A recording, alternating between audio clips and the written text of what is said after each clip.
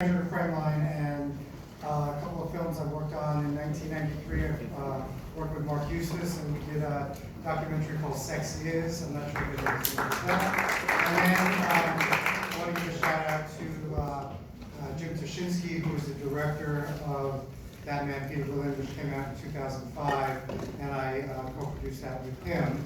So that was really a great thing to work on. And want to thank Frameline, of course, for doing this, Liz for this wonderful restoration that we're about to see, which I haven't seen, so I'm excited about that. And a couple of people I just want to also thank, who's in the house is Eric Smith, who has been really helpful to Peter, working with him, kind of managing him, his life, and also trying to get interest in getting his archive to some place where it can be there for all posterity, and I know Joy is working on that a little bit as well, so that's a lot of people working on this. So now, without any more babble from me, we're here for one reason tonight. It's Peter made this film in 1974, so we're just talking about it tonight. This is the 50th anniversary. So that's pretty exciting. And yeah, I just want to introduce the man who made this all possible. Please welcome to the stage, Peter Berlin.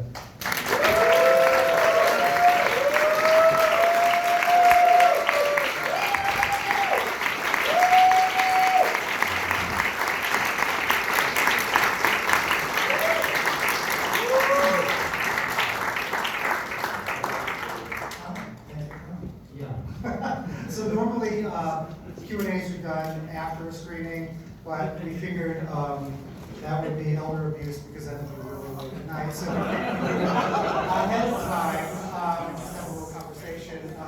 So like I say, the focus of this tonight is about talking about the film That Boy, which you made, produced, wrote, started, edited, and in 1974. Besides, all the work you did, what was how you kind of categorize your role in the production of the film? I just realized I didn't mention who made the camera, because that's the only thing what I didn't do. So it was the second film I made.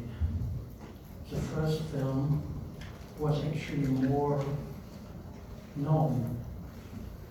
So when I did this one 50 years ago, and it's amazing how I still look the way I look now.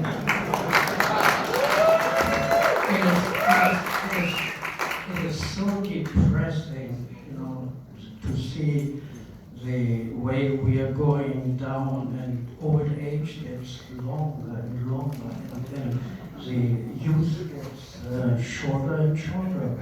Thanks for this restoration, you will look good forever. Is what? Thanks for this restoration, you're going to look good forever. So, so the process of it, did you enjoy making this film? I mean, I was excited, right? And I always had that sort of exhibition thing, where I wanted to do something to excite people. That was my life as Peter Berlin. Now Peter Berlin left already now 30 years ago, right? He is gone, and I think fondly of him. But now that what is left is, the only thing what I can now give to the public. But that people are still coming out to see that film. When I am honest, the judgment, I always said nothing to write home about. When you would ask, am I satisfied with the film? I cringe when I see it. So, there are beautiful scenes, but there was actually, when it was written by Peter Berlin, there was never one word written. It was sort of, the sun is out, let's go, take the camera and shoot. It was sort of all done very, very, without any script and without any thought. And maybe when I edited the film, I I had these strips, and I never had it before. I sort of sliced it together. That was the only time in my life where I really worked, because it is a lot of doing, not like today with the editing with a computer. So when the film was released, do you recall what the reaction was from, not only from audiences, but people who actually reviewed the film at the time? When you read the reviews of porn films in the 70's, there was never one bad review.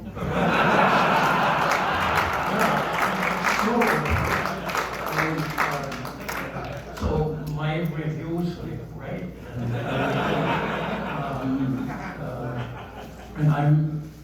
And they made a lot of money for the movie house, for the distributor, but not for Peter Berlin. But they didn't do it for the money, I just did it for the joy of it. And what, I think you were talking about this, what was the distribution like at the time when this film came out? That was the second film. The second film, I already realized, you have to be careful with the distribution. The person who is doing the, what is it called? The distributor, right.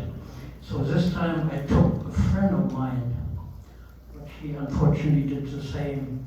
When it comes with money, the movie house gets the first grab, and then the distributor, and then the distributor has to give it to me, and there was very little left. Now, was there, because it's so explicitly graphic, was there any pushback about the content? No. At that time, nobody cared. Now, I see some old films where now they pixelate everything. There's a crack, this. It is atrocious. It is just, I never thought that we are going backwards in the idea of sexuality, male sexuality, and that's what is my métier. Women do the whole thing. If you look at these watch shows, the women are just sexy as hell. Not to me, but to straight people, right? And there's not one Peter Berlin on this planet. That is, forget now me, you can, but the image of what I created, you don't find it. Even the big shows where male stars, they're all dressed like I'm now. Completely ridiculous, What about, what was the next film after? No, that was the Okay, second. so it was Nights of Like Leather.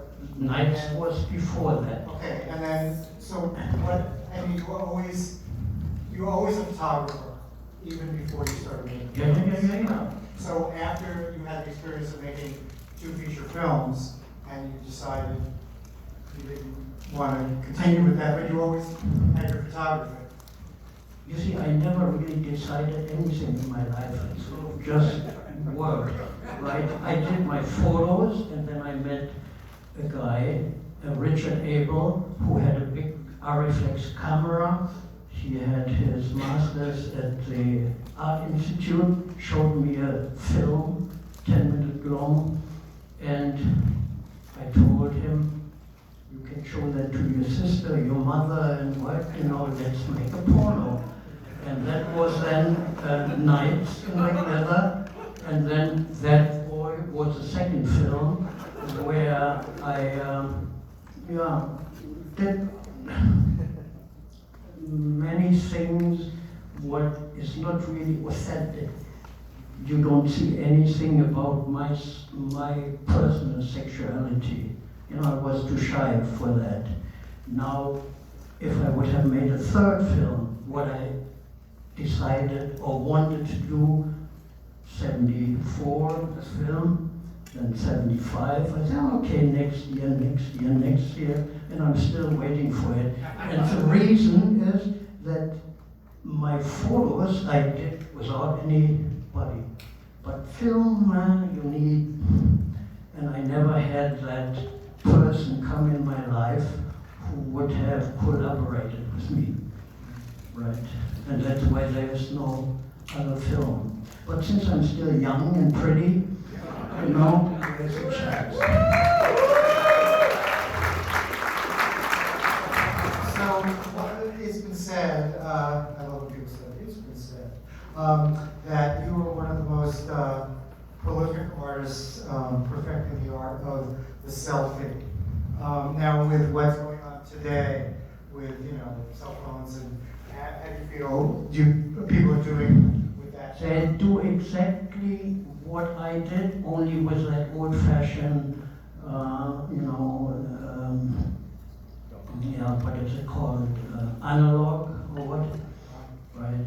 Now, if I would be young now with that technology, you can take an iPhone and make a whole great film. And I'm still waiting for it to come. And that time, what I lived through, the sexuality, and the cruising and the bathhouses and so, nothing has been done to show that. And the people who would have done it are all dead. I'm one of the very few who are still walking on this planet, right? And I'm walking a little slower because of my knee, right? So it is unfortunate because it's just incredible to see the selfies and the pictures, what you find online. If you think, no, Peter Berlin was so great looking, my God. I did the best to show, oh, he looks quite nice, but my God, I never had that body what I would have liked to have, right? So I never was thinking that I was so great, because that's what people think, oh, he thinks he's so, no, I'm not.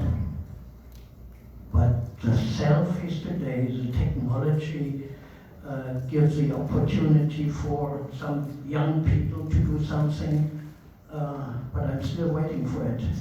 I'm still waiting for it. There is nothing really coming up where I would think, my God, that's a great erotic film. Well, I was talking to Liz, who worked on the restoration, and she said, when they were doing it, she said she was amazed and never saw so many cuts in a pornographic film. So did you enjoy the editing process? No, I didn't. No, but since there wasn't a script, I said, what do I do with that? So I sort of had the strips hanging and spliced it together, did the best what I could, but it's hard work, and not very creative.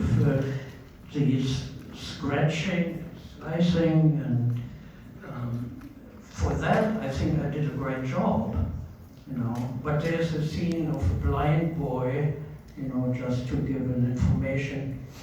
That guy, I said, now walk from there to here. And he started walking like a blind person. So I made him blind on